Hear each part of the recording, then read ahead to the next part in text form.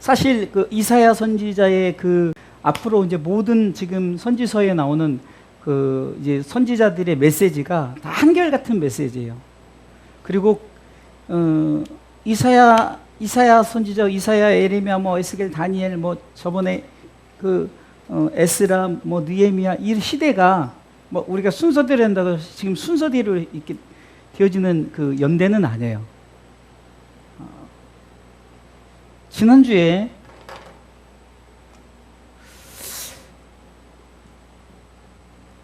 남방 유다가 이제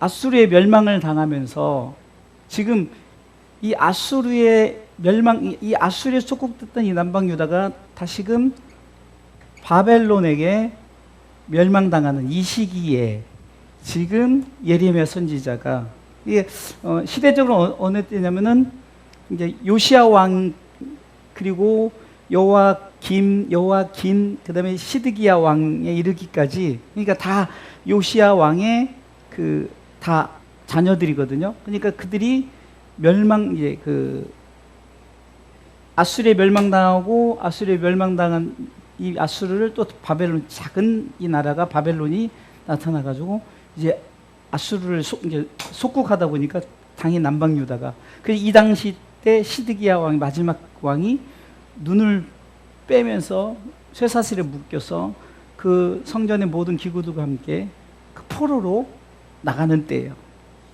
그리고 70년 후에 바벨론 포로 귀환이 이제 이루어지죠.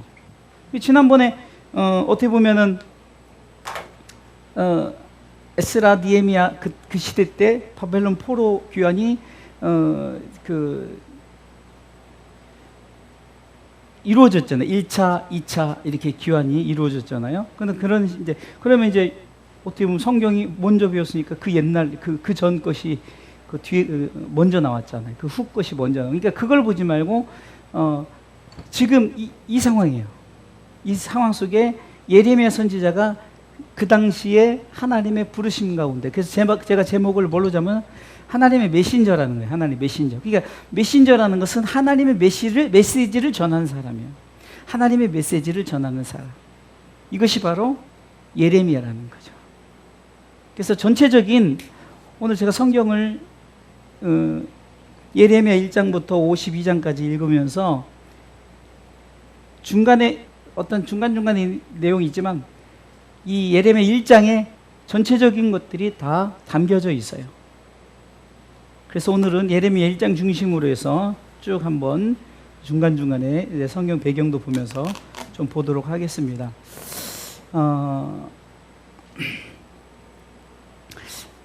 제가 제목을 하나님의 메신저 예레미야라 그랬죠. 하나님의 메시지를 전해야 돼요. 하나님의 메시지. 이 당시에 지금 메시지는 무슨 메시지냐? 지금 그 왕에게 찾아가서 이 나라 망합니다. 이 나라 망합니다. 지금 이 나라 망합니다. 신흥 세력이 이제 나타나서 이 나라 망할 것입니다. 그 메시지를 전하니까 쉽게 해서 왕이 좋아할 리가 없죠. 백성들이 좋아할 리가 없죠. 하나님의 메신저들은 내가 하고 싶은 얘기를 전하는 게 아니에요. 하기 싫어도 하나님이 전하라 하는 것을 전해야 되는 거예요.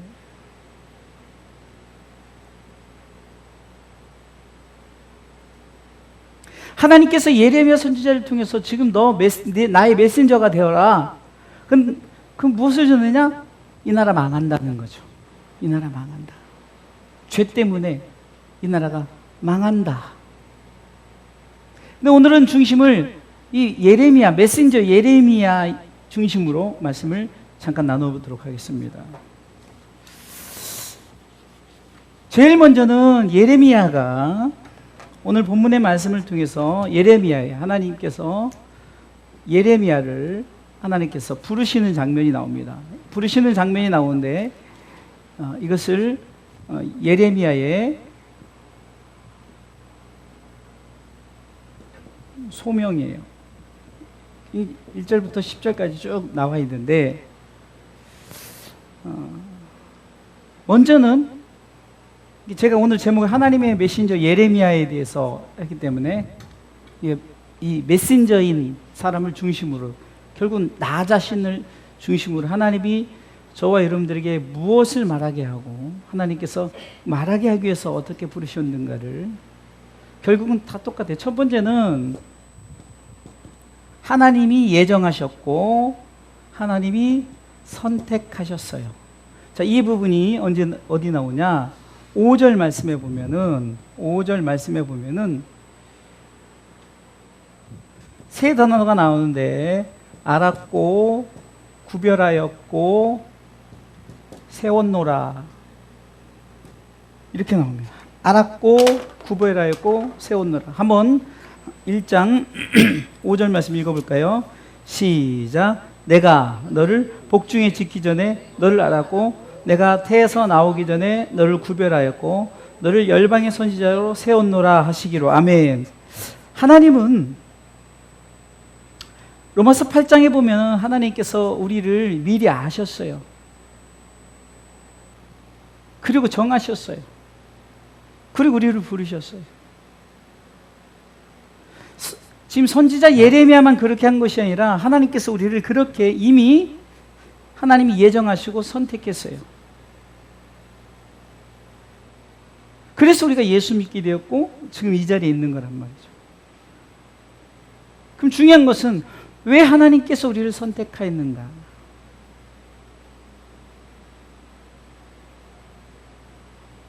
하나님께서 왜 우리를 선택하였는가?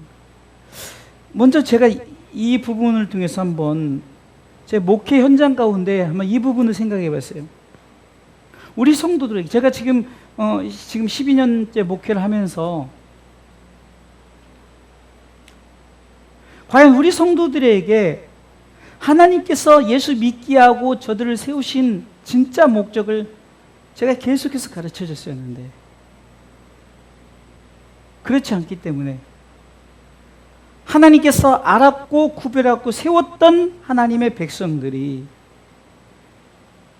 하나님의 메신저로서의 살아가기보다는 그냥 목적 없이 그냥 살아가는 그런 신앙의 인생을 살아가고 있더라는 거예요.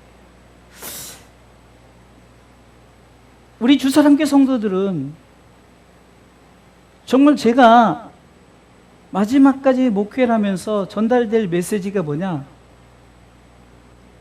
옛날에 릭 워렌 목사님이 목적 있는 삶에 대해서 뭐 얘기로 굉장히 베스트셀러가 됐고 막 그걸 많이 쫓아가기도 했지만, 그러면 무슨 목적 있는 삶이냐면 하나님이 알았고 구별하고 세웠단 말이에요. 그러면 세운 사람들이 어떻게 하나님 앞에 내가 목적 있는 삶을 살아가야 됩니다. 아이러니하게도 지난주 제가 우리 큰형 목사님하고 대화를 하면서 우리 주사랑교회에서 이렇게 떠나신 분들, 근데 물론 많은 사람들 알고 대표적으로 몇 분을 찔러보니까 우리 교회를 떠나서 뭐 제가 그분들이 이렇게 살았다 그걸 얘기하는 게 아니에요.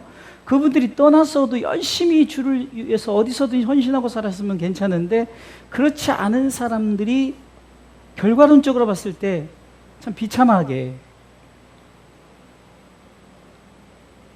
제가 이 설교니까 이름은 닮을 수 없지만 여러분들이 그냥 떠올라 봐도 이분이 신앙생활을 가서 제대로 못하기 때문에 이렇게 떠돌이 신앙생활하고, 어떤 분들은 죽음을 맞이했을 때 참으로 좀 안타까운 죽음을 맞이했고, 또 지금도 신앙생활 하지 못한 이런 사람들, 누구 책임인가 했더니 그것은 바로 제 책임이었던 거예요. 그냥 우리 교회 떠났으니까 그렇지 하면서 막 저주하고 그런 것이 아니라, 또 다른 그런 사람이 생기지 않도록 제가 다시 한번 우리 성도들에게 분명히 하나님의 예정과 선택에 대한 것을 정확하게 설명을 해주겠다. 하나님의 부르심에 따라 예레미야만 그렇게 부른 것이 아니라 하나님이 나를 통해서, 저 여러분들을 통해서 메신저로 세례요한이 광야에서 나는 소리요 이 말이 나는 메신저다는 거예요. 나는 소리 내는 사람이라는 거예요. 하나님이 지금 이 나라 이 백성이 멸망당할 것이다. 나는 이 말을 전하고 싶지 않아도 멸망당한다. 왜? 너희들의 죄, 특별히 우상숭배 때문에 너희들이 멸망당한다는 것을 전해야 되는 거예요. 쉽게 얘기했습니다. 우리가 찬송을 드리지만 누구든지 예수 믿지 않으면 멸망당한다. 예수 믿어야 구원을 받는다. 이 메시지를 우리가 전해야 됩니다.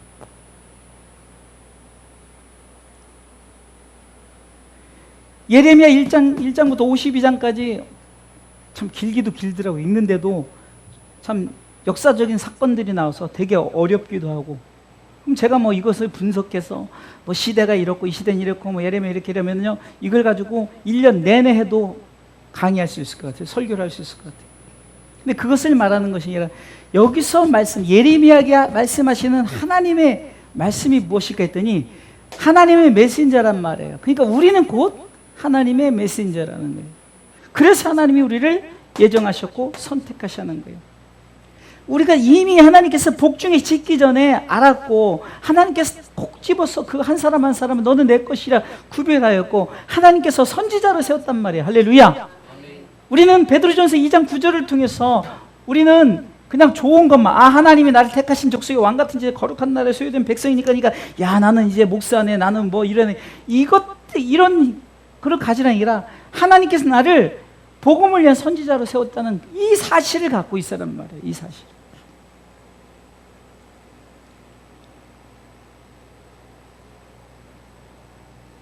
교회를 떠나서 왜 신앙생활을 왜 못하냐는 거예요.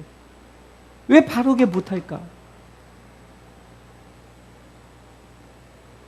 정말 우리가 예수 믿는 분명한 목적을 모르기 때문에 자꾸 삶에 힘들고 어려운 문제를 만나면 자꾸 그래요.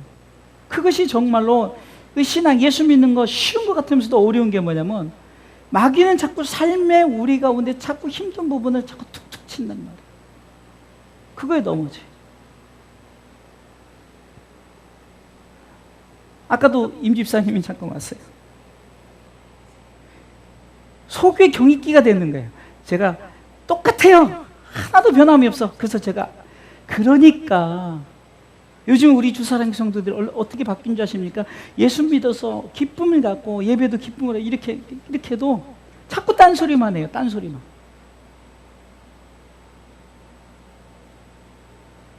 세상적인 것에 대한 기준으로 얘기하면 불쌍한 자죠. 그러나 세상적으로 힘들고 어려워도 우리는 불쌍한 자가 안 되는 이유가 뭐냐면은 예수 믿으면 이미 우리는 축복받은 사람이라니까요. 왜 우리가 자꾸 우리 스스로를 자꾸 비하시키냔 말이에요.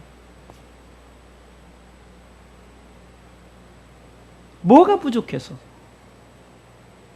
하나님이 우리 한 사람에서 알았고 구별했고 세웠다.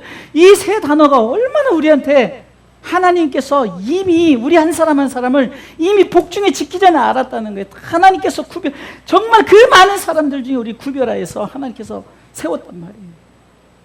지구상의 많은 사람들 중에 핏부림을 다 받았지만, 히브리서 10장 22절에 핏부림은 다 받았지만, 그러나 양심의 악을 깨닫고 우리가 하나님 앞에 나오는 자들, 하나님께서 알았고 구별하고 세운 자들, 이를 통해서 우리 가운데 하나님이 나를 통해서 메신저가 되라고, 아멘? 메신저가 되라고 하나님 우리를 선택하신 줄 믿으시기 바랍니다. 그런데 우리는 뭐라고 고백합니까? 나는 아니다 라고 부족하죠. 쉽게 해서 나는 부족합니다 라고 고백해요. 6절 읽어보겠습니다.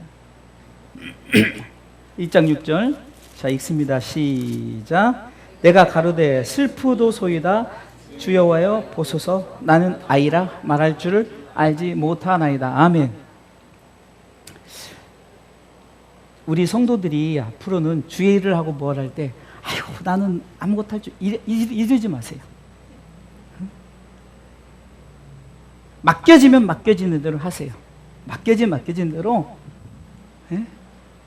하나님이 세웠다니까. 하나님이 알았고 구별했고 세웠노라. 하나님이 그랬는데 우리가 그러면 하나님이 몰라서? 모세를 부르실 때도 하나님이 너를 이제 이스라엘 백성들을 애굽 땅에서 건져내려 했더니 아이고 내가 말도 못하고 싸울 줄도 모르고 하나님 몰라서 그랬냐는 거예요.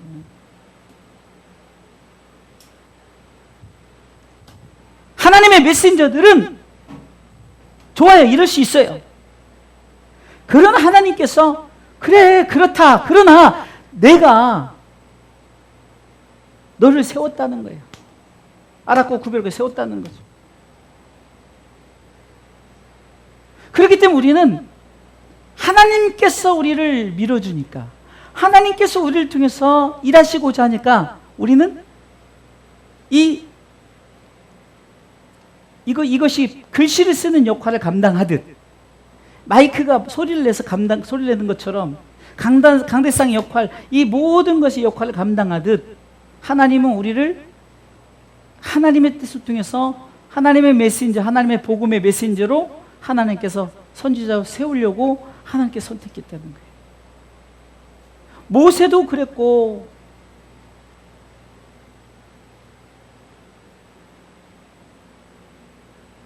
기드온도 하나님 부르셨을 때 나는 내 아버지 집에서 가장 작은 자라고 사사기 1장 15절에 6장 15절에 그렇게 말했어요.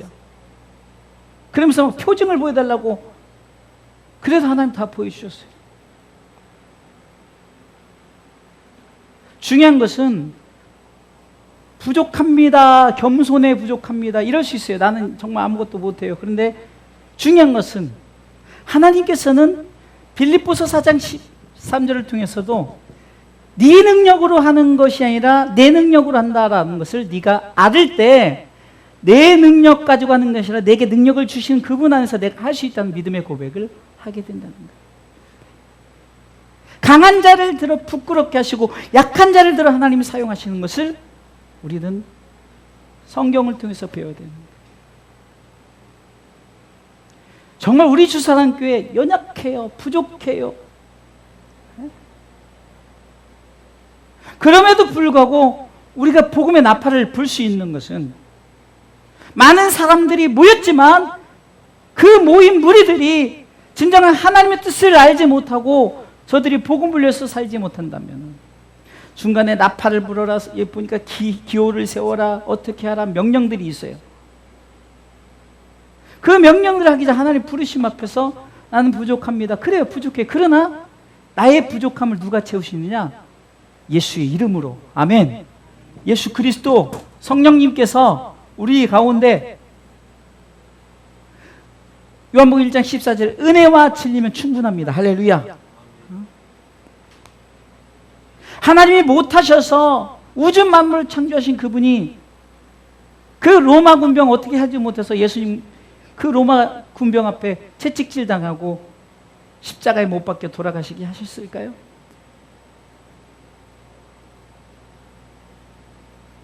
우리는 마치 그냥 하나님이 그냥 쭉 와서 해버리시면 되지 이러지만, 하나님은 철저하게 인간을 만드신 목적 속에서 창세기 때부터 하나님께서 계획하신 그 계획에, 쉽게 해서 이건 하나님의 그 뜻을 이뤄나가는 섭리라고 그래요. 섭리. 하나님의 섭리를 이루면서 절대적으로 하나님은 이것을 거꾸로 거스르지 말고 질서대로, 하나님이 분명히 아담과 하와가 범죄를 했을 때 이미 하나님은 독생자들 예수 그리스도를 보내실 것을 이미 우리 가운데 보이셨잖아요. 그러니 하나님은 그대로 그 예수님 오셔서 죽으셔야 돼요. 이사야 53장에 그는 양이 돼서 죽어야 된단 말이에요. 근데 빰빠라밤 해가지고 막 다 죽여버리고 의로운 자만 세우고 야 니네들 같이 천국 가자 이렇게 할 수 없는 게, 하나님은 하나님께서 하신 말씀 속에 그 뜻을 이루고자, 하나님은 내가 부족합니다 할 때 하나님께서, 하나님의 메신저들은 어떻게 하냐. 8절 보겠습니다. 7절부터 읽어볼까요? 7절부터. 7절 읽습니다. 시작. 여호와께서 내게 이르실 때 너는 아이라지 말고 내가 너를 누구에게 보내든지 너는 가며 내가 내게 무엇을 명하든지 너는 말할지니. 그러니까 너 아이라 하지 말고 내가 가며 말하라는 거예요. 그러면서 8절에 얘기하는 거예요. 읽습니다. 너는 그들이 나를 두려워 말라. 내가 너와 함께하여 너를 구원하리라. 나 여호와의 말이. 내가 너와 함께하여 구원하리라. 아멘. 그러면서 중요한 말은 나 여호와의 말이니라. 아멘. 하나님의 말씀인 거예요. 하나님의 말씀. 하나님의 메신저들은 그래요, 나 부족하죠, 연약하죠. 그래요, 나도 부족하고 여러분들도 부족하고. 그러나 하나님이 말하는 거예요. 너 가서 말하라. 네 가진 재능을 가지고 행하라. 내가 너와 함께하여 너로 인하여 많은 영혼을 구원하리라. 아멘. 마태복음 28장 18절에도 20절에도 하늘과 땅의 권세를 내게 주기, 하늘과 땅의 권세를 가진 그분이 너 가라는 거예요. 너는 가서 모든 족속으로 제자를 삼아 아버지 아들 성령의 세례를 주고 너에게 분복을 가르쳐 지키게 하라. 그렇게 할 뿐만 아니라 내가 너희와 항상 함께. 임마누엘 하나님. 할렐루야. 지난주 이사야 7장 14절, 이사야 9장 6절 평강의 왕께서 책임져 주겠다는 거죠. 내가 너와 함께하여 구원하겠다는 거예요. 너 혼자 하는 것이라 내가 너와 함께하겠다. 이 한마디면 끝이 있는 거예요. 끝이 나는 거예요.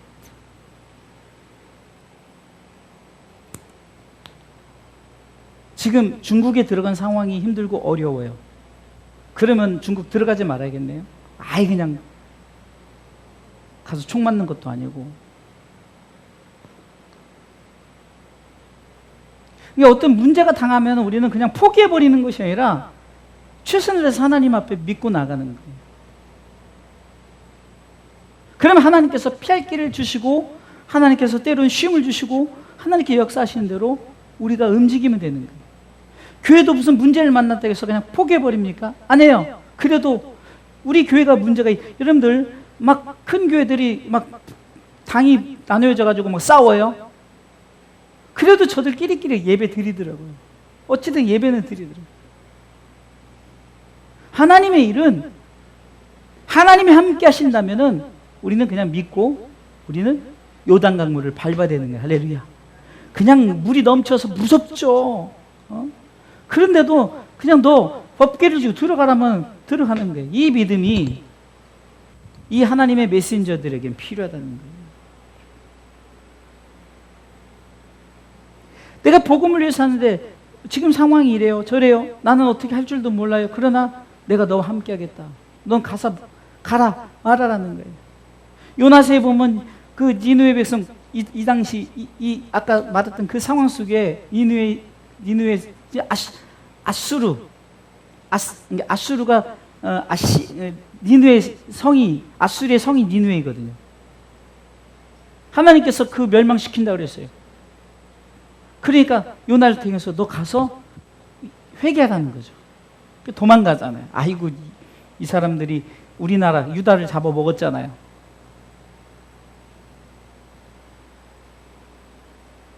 하나님은 그 뜻을 위해서 우리에게 요구하시는 것이 있다면은 내가 너와 함께해서 구원하겠다는 약속의 말씀 붙들고 우리 믿음으로 나가시길 주님의 이름으로 축원합니다.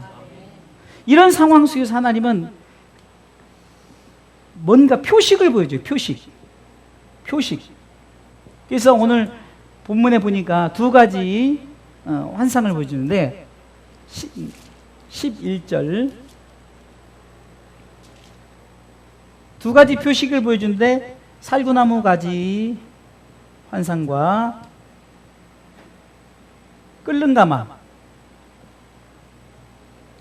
이 두 가지 환상을 보여줍니다. 자, 11절 말씀 읽어보겠습니다. 시작. 여호와의 말씀이 또 내게 임하시니라. 이르시되 예레미야 내가 무엇을 보냐? 대답하되 내가 살구나무 가지를 보나이다. 자, 하나님 환상을 보여줘요. 환상을 보여주면서 그러면은 그거에서는 답을, 살구나무를 왜 보여주느냐를 12절에 얘기하고 있죠. 시작. 여호와께서 내게 이르시되 네가 잘 보았도다. 이는 내가 내 말을 지켜 그대로 이루려 함이니라. 아멘.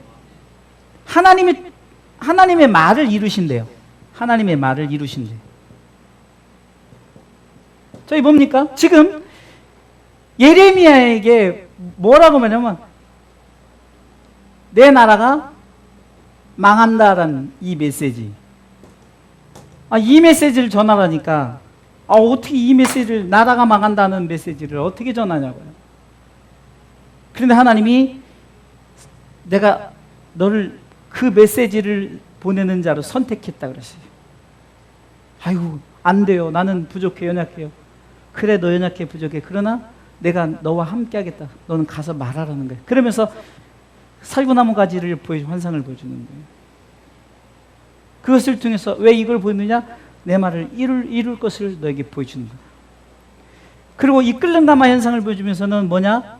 그것이 그대로 이루는데 이 끓는 가마가 이렇게 기울어져 있어요.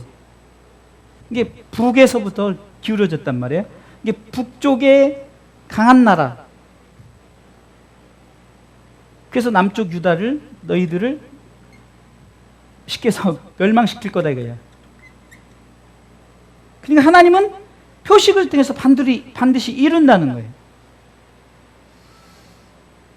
그래서 17절 19절에 자 17절 19절 읽어보겠습니다. 17절 그러므로 너는 내 허리 자 같이 읽을게요. 1장 17절 시작. 그러므로 너는 내 허리를 동이고 일어나 내가 내게 명한 바를 다 그들에게 고하라. 그들을 일어나여 두려워 말라. 두렵건대 내가 너로 그들 앞에서 두려움을 당하게 할까 하노라. 보라 내가 오늘날 너로 그 온 땅과 유다 왕들과 그 족장들과 그 제사장들과 그 땅 백성 앞에 견고한 성읍 세기둥 노성벽이 되게 하였은즉 그들이 너를 치나 이기지 못하리니 이는 내가 너와 함께하여 너를 구원할 것임이냐 여호와의 말이니라 하면서 똑같아요. 내가 너와 함께하여 너를 구원하겠다 약속하신. 그러니까 우리는 뭐죠? 하나님의 메신저들은 가라는 거죠. 가서 말하라는 거예요. 제가 엊그저께 그 유진근 집사님이 핸드폰 한 대에서 만나서 이제 식사를 이렇게 하면서 제가 목회 이제 좀 힘이 나는 게 그런 부분들이에요. 저도 이제 감동이 받은 게 뭐냐면 목사님 제가 이번에는 이제 이번 명절 오잖아요. 그때 예배를 집례하겠다는 거예요. 예배를 집례하는데 아무것도 할 줄 없이 지난번에 했는데 한 1분, 2분밖에 할 말이 없어서 했다 해서 너무 반가운 말이잖아요.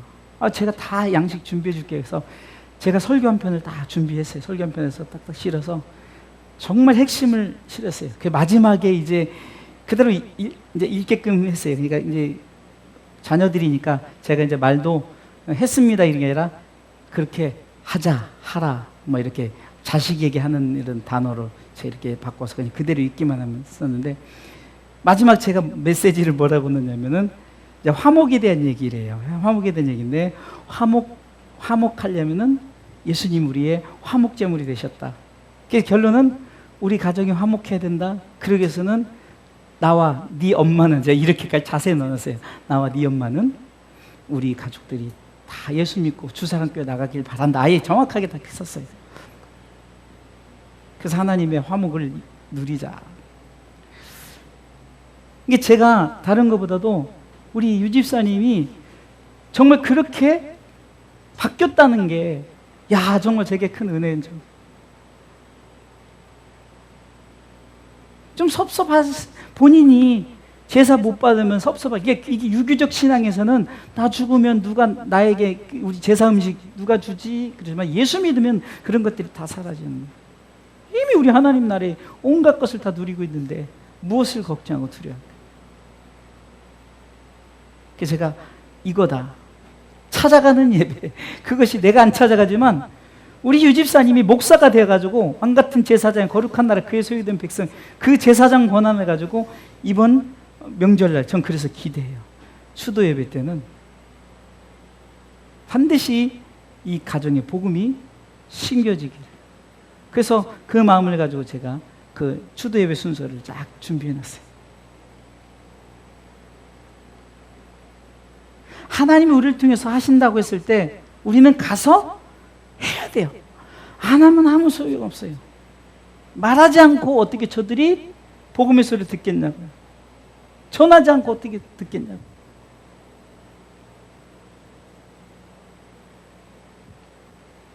그렇죠.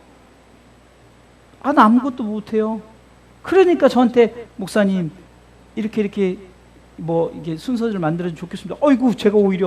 제가 미리 말씀드렸는데 그러면서 필요한 사람들은 저한테 얘기를 해주시면 제가 이제 각자 맞게끔 옛날에는 하나 복사해서 다 이걸 쓰세요가 아니라 각자 맞게끔 따로따로 해가지고 컨설팅해서 줄 테니까 뭐 내용은 똑같아도 같아요. 그 내용 속에서 복음의 메시지가 들어가야죠. 지금 망한다, 예수 안 믿으면 죽는다는 거, 예수 안 믿으면 지옥 간다는 거예요. 그러면 그 말 자식들에게 너 지옥 가 그러면 누가 좋아하겠니? 이 말을 어떻게 해? 그래도 해야 되는 거예요.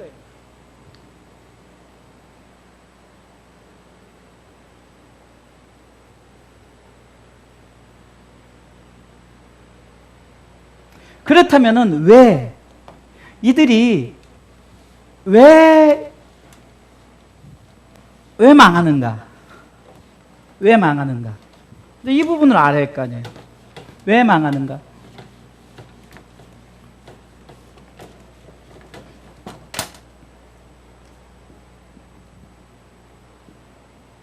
왜 망하는가?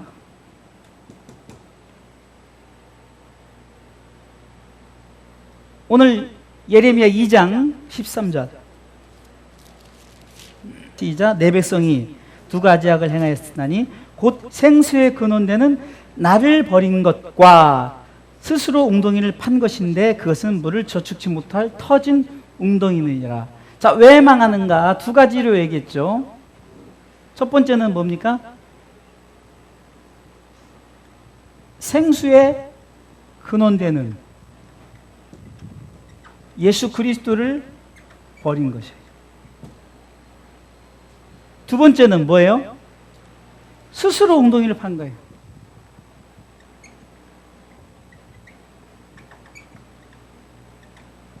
지금 유다의 죄목 두 가지인데 하나님께서는 계속해서 보여주셨어요. 하나님께서는 보여주셨어요. 그래서 저들이 끝까지 하나님을 믿지 않고 예수님을 믿지 않고, 지금도 예수님을 복음을 전하는 메시지들이 계속해서 전 세계에 전하지만 생수의 근원 되신 예수, 누구든지 목마르거든 내게로 와서 마시라. 이사야 55장에 목마른 자 다 내게로 값없이 내가 주겠다 했는데 그걸 받아들이지 않는 거예요. 내가 뭔가 해보겠다고 하고 내가 그냥 사이다 사 먹고 내가 맛있는 음료수 사다 먹는 거예요. 생수 대신 예수 그리스도를 마셔야 되는데 그게 죄란 말이에요. 예수 믿지 않는 거예요. 예수 믿지 않는 거. 예수 믿지 않는 죄.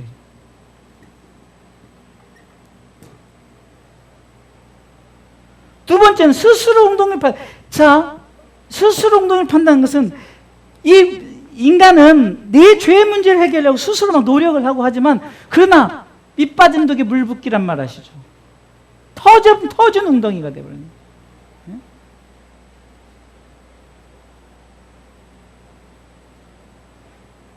인간은 누구든 신을 쫓아가게 돼 있어요. 그래서 자기 마음의 신이든 무슨 별 신이든 하여튼 신을 쫓아가게 되는 거예요. 내가 뭔가 해보려고 잘못된 신을 쫓아가는 그것이 결국 터진 웅덩이란 말이에요. 터진 웅덩이. 터진 것이란 말이에요. 네? 쫓아가는 것들이 터진 것들이란 말이에요. 크게 두 번째는요, 왜 망하는가? 우상숭배.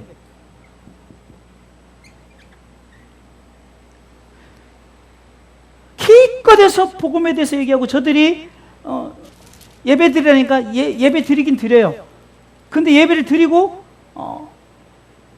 7장에 보면은 여호와의 집 문에 서서 이 말을 선포하기를 여호와께 경배를 이 문으로 들어가는 유다인이다. 7장 1절에 여호와의 말씀 들어가는데 나올 때는 저들이 나와서 딴짓한단 말이에요. 예배를 드리긴 드리는데 딴짓해요. 전도서를 통해서 솔로몬이 고백하는 거였죠. 내가 내 삼가 들어가는 문 발을 삼갈지어다 라면서 우리가 들어갈 곳을 잘 들어가야 되는데 쉽게 써 새로운 얘기지만 예수 잘 믿다가 왜 교회 밖에 나가면은 엉뚱한 짓 하냔 말이에요. 자꾸 딴 길로 가요. 딴 길로 가지 맙시다 하는데 딴 길로 가요. 교회 안에서만 자꾸 하려고 하지 밖에 나가면 자꾸 딴 길로 가는 거예요. 심지어는 딴 길로 가서 어떤 일까지 보냐면 우상숭배 아주 그냥 하나님이 가장 싫어하는 게 뭡니까? 인간 재물 삼는 거죠. 인간 재물. 나를 봐도없어서 그냥 그게 하나.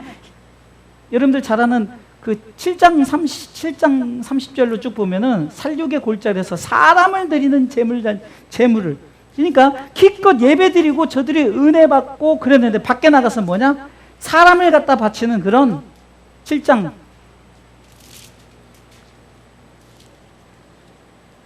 예배를 통해서 예레미야 선지자가 야 너희들이 하나님의 말씀 듣고 행하라 그러면서 열심히 설교해요. 열심히 설교하고 그랬더니 그들이 결국은 밖에 나가서 뭐 하냐? 31절부터 흰놈의 아들 골짜기 도벳 사당을 건축하고 그 자녀들을 불에 살라버리고 내가 명하지 아니하였고 내 마음에 생각지도 아니한 일들을, 여러분들 이런 악한 일을 하는 거예요. 그래서 하나님이 흰놈의 아들 골짜기다, 살육의 골짜기라는 이름을 붙일 정도로 그런 악한 일을 행하는 거예요. 악한 일. 이 우상숭배가 무서운 게 바로 그거예요. 막 사람도 갖다 바쳐버려요. 한마디로 왜 망하는가? 예수 그리스도를 믿지 않아서 망하는 거예요. 생수의 근원 대신 예수 그리스도를 버려버리고 스스로 웅덩이를 파서 터진 웅덩이가 돼버렸는데 밑 빠진 독에 물 붓긴 거예요. 왜? 이런 짓들 하니까 우상숭배하고. 그래서 우리가 신앙생활하면서 제가 가끔 말하지만 우리가 무슨 성경 구절이 무슨 축복의 부적처럼 갖다 딱 붙이고 이거 하나 딱 붙이고 야 우리 축복받는데 천만의 말씀이에요.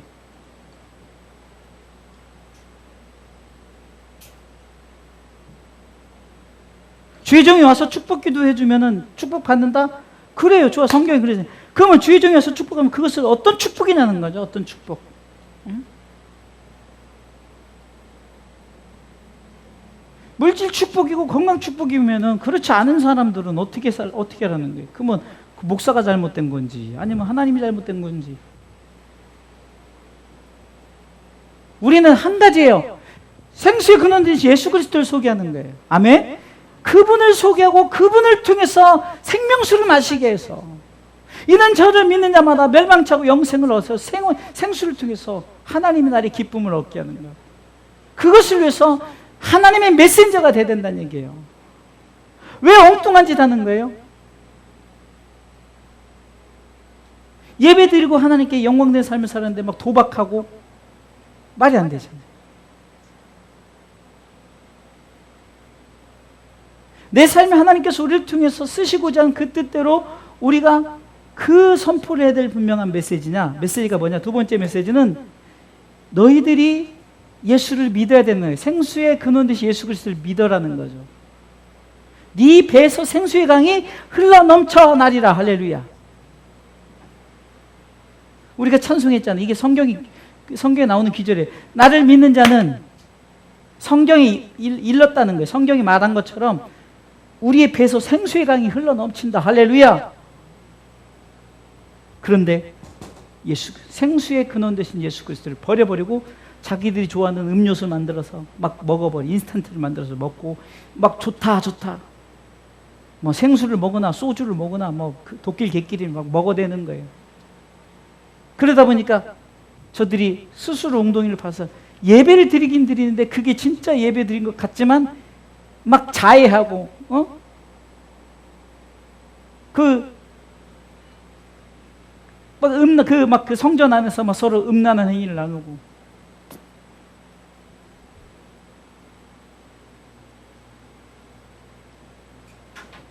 하나님이 처음에 쓰실 때는 주의 종들이 하나님 쓰실 때 굉장히 강하게 쓰셔요.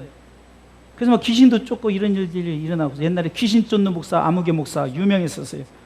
정말로 내 주변에 아는 목사님도 거기 출신이고, 그러면서 그분이 말하는 거예요. 그때는 그랬다는 거예요. 그러나 지금은 아니라. 그때는 정말 기적이 일어나고. 근데 왜 그러냐? 지금 스스로 엉덩이를 파버린 거예요.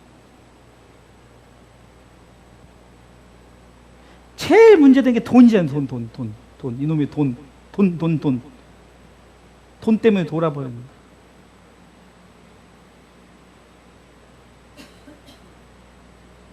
욕심이 나니까. 돈으로 다 되니까. 세상에 80 먹은 노인네가 20살짜리하고 그거를 그냥 기자들한테 다 걸려가지고 다 나오고.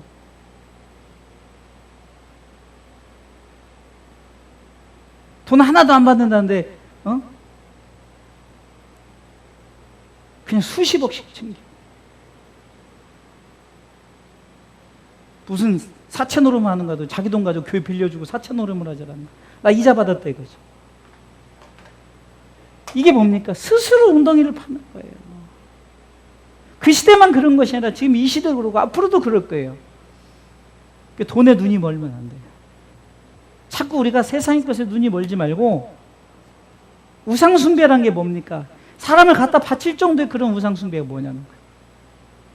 눈이 헷가득하지 않으면 이게 그럴 수가 없는 거예요. 어찌 자기 자식을 갖다 불에 태워버리냐고요.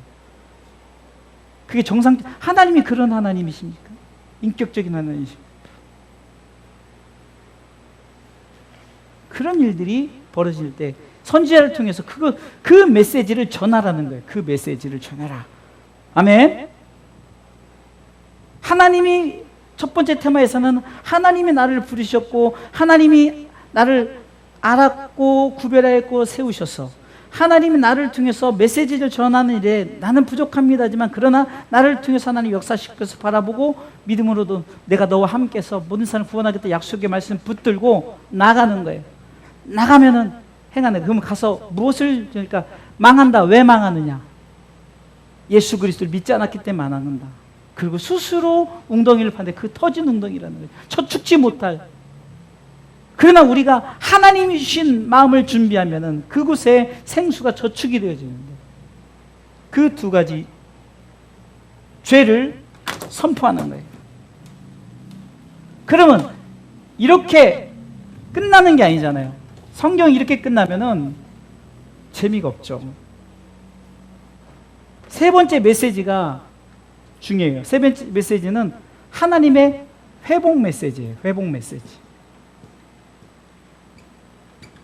그러니까 망한다라고만 전하는 것이 아니라 너희들이 이런 죄가 있고 저런 죄가 있다. 그러나 예수께로 돌아오라. 하나님의 말씀 믿고 청정하고 믿고 따르면은 하나님 반드시 회복시켜 주실 것이다라는 이 메시지를 우리가 전해야 되는 거예요. 아멘.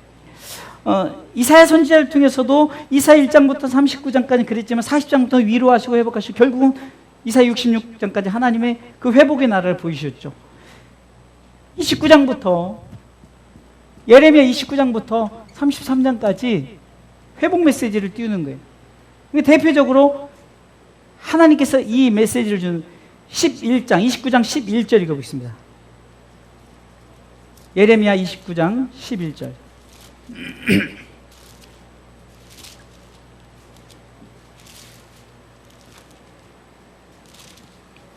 29장 11절 찾으셨나요? 나 여호와가 말하노라. 찾으셨어요?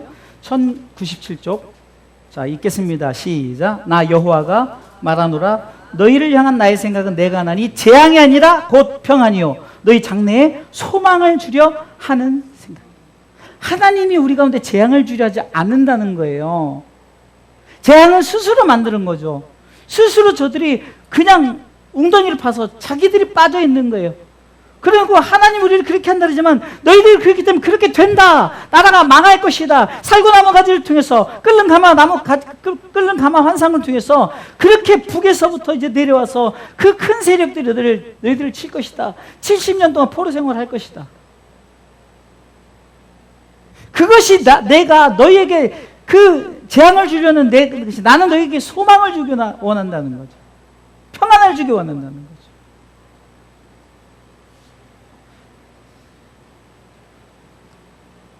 그러면서 소망을 주겠다는 거죠. 소망 메시지, 회복 메시지, 소망 메시지를 주시는 거예요. 그러면서 너희들이 나에게 기도해라.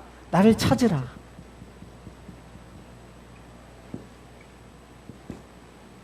기도하면 당연히 듣겠다는 거죠. 듣겠다. 찾으면 만나겠다는 거죠. 세상에 다른 이방신을 섬기는 자가 거기다 기도했던 걸 돌아서 나에게 기도해라. 내가 듣겠다. 나를 찾으라. 내가 만나주겠다는 거죠. 12절에 너희는 내게 부르짖으며 29장 12절에 회복 메시지를 주며 너희는 내게 부르짖으며 와서 내게 기도하면 내가 너희를 들을 것이요. 아멘. 13절에 너희가 전심으로 나를 찾고 찾으면 나를 만나 주겠다. 14절에 나 여호와가 말하노라 내가 너희에게 만나 지겠고 너희를 포로된 중에서 다시 돌아오게 하되. 아멘. 내가 쫓아 보냈던 열방과 모든 곳에서 모아 사로잡혀 떠나게 하던 본 곳으로 돌아오게 하리라 해서 에스라 느헤미야 시대의 1차 포로교환, 2차 포로교환이 계속 이루어진 거예요. 하나님이 그렇게 나에게 기도하라 듣겠다, 나에게 찾으라 찾겠다. 그러면서 예레미야 33장 3절에는 크고 비밀한 일을 너에게 보여주겠다는 얘기죠. 우리가 이것을 크고 비밀한 일을 작게 보면은 그냥 나 그냥 구원받는 것, 내가 그냥 포로된 상에서 포로 생활에서 돌아오는 것으로 우리가 생각을 하겠지만, 그러나 이 크고 비밀한 일은 포로 생활 이것을 보여주려는 것이 아니라 우리에게 크고 비밀한 일은 뭐니까 네가 예수 믿으면 내가 내 나라, 내 것을 누리겠다는 거죠. 크고 비밀한 일. 크고 비밀한 일. 그래서 천국은 마치 감춰진 거예요. 감춰진 거. 예수님이 천국에 되게 할 때 감춰진 비밀이라고 하잖아요. 감춰진 비밀. 그런데 말이 감춰졌지 다 보여줬어요. 근데 우리가 보기에는 이거 별거 아닌 것 같이, 그러니까 자꾸 딴 생각이 들어가는 거예요. 감춰진 크고 비밀한 일을 내게 보여주겠다. 그래서 결국은 이스라엘 유다 백성들이 70년이 찬 후에 돌아와서 그것을 보여주려는 것이 아니라 성경은 약속된 하나님의 것을 보여주기 위한 것이죠. 그래서 예레미야 52장 마지막 이제 징조를 보여주는 거예요. 회복될 징조. 31절부터 읽어보고 마치겠습니다. 사실 좀 짧아요. 이거 1시간 갖고도 안 되는데, 저도 신기해요. 이거를 40분 만에 한다는 거. 그러니까 막 급해지고 그러는데, 그러나 핵심만 알면 되니까 31절부터 쭉 읽어볼 거예요. 시작. 유다 왕 요아긴이 사로잡혀 간 지 37년 곧 바벨론 왕 에월 무로닥의 즉위 원년 12월 25일에 그가 유다 요아긴을 옥에서 내어놔 그 머리를 들게 하고 그에게 선이 말하고 그의 위를 그와 함께 바벨론에 있는 왕들의 위보다 높이고. 이거 찾아야 돼요. 마지막 장이니까. 마지막 장이에요. 예, 여기 있다. 여기서부터 읽어요. 이거 찾아야 돼요. 52장. 지난주 예레미야, 이사야 선지자 마지막 66장에서 결국 하나님의 나라를 말했다 그러죠. 마찬가지예요. 31절 시작. 유다 왕 요아긴이 사로잡혀 간 지 37년 곧 바벨론 왕 넘어가요. 그 옥에서 그 머리를 들겠다 그랬죠. 32절에 그의 위를 그와 함께 바벨론에 있는 왕들의 위보다 높아지게. 아니, 말이 됩니까? 죄수였어요. 끌려갔어요. 그 자손들이에요. 그런데 어떻게 이런 일이 이루어질 수 있겠습니까? 그 죄수의 의복을 바꾸게 하고 그 일평이 항상 왕의 앞에서 먹게 했으며 그의 슬픈 날마다 바벨론에서 받는 정수가 있어서 죽는 날까지 곡 전식도를 끊이지 아니하였더라. 아멘. 땅의 것을 말하지만 그러나 하늘의 것을 말하는 겁니다.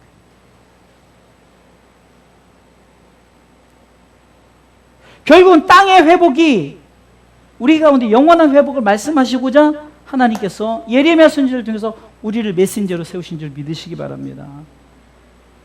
역사적으로는 바벨론 포로 생활 70년 이후 돌아오는 것을 보여주지만, 그러나 그 여호와긴 왕이 어떻게 보면 죄수의 몸에서 모든 것을 바뀌고 바벨론 왕보다 더 높여주고, 이 말이 되냐고요. 하나님은 우리를 높이시는 자예요. 예레미야 이름 자체가 여호와께서 높이신다는 거죠. 결국은 우리를 깨닫게 하고 회복해서 아버지께로 돌아온 자들을 하나님께서 높여주시겠다는 약속의 메시지가 예레미야, 하나님의 메신저 예레미야를 통해서, 하나님의 메신저 나를 통해서 그것을 말하게 하신다는 거예요. 세우고 너로 뽑으며 파괴하며 파멸하며 넘어뜨리며 건설하며 심게 하였느니라. 아멘. 하나님이 우리를 선택하셔서 지금 예레미야 선지자를 통해서 뭐라고 말하냐면 네가 다 부셔버릴 거래요. 1장 10절을 예레미야 1장 10절 시작. 보라 내가 오늘날 너를 열방 만국에 세우고 너로 뽑으며 파괴하며 파마로 넘어뜨리며 건설하여 심게 하는. 여러분들 중요한 것은 다 부셔뜨려요. 그런데 중요한 건 다시 건설하며 심게 한다는 거죠. 왜 부셔뜨릴까? 왜냐하면 그것을 부서뜨려야만 돼요. 유다 민족이 망해야 되는 거예요. 망해야 깨닫고 돌아오는 거예요. 그러니까 우리로 하여금 때로는 우리를 막 힘들게 어렵게 하는 거 우리를 다 완전히 부서뜨릴 때 있어요. 그러나 그것을 통해서 새로 건설하여 심게 하신다는 거예요.